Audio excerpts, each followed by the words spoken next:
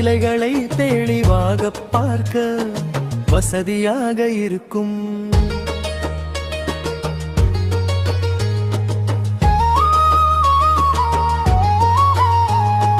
வழிபாடு பக்கருதல் இங்கு 9 தானியங்களை நவதானியம் கொண்டு வந்து கடலில் உள்ள நவகிரகங்களுக்கு அர்ப்பணித்து வழிபடுபடி இது வழக்கம்.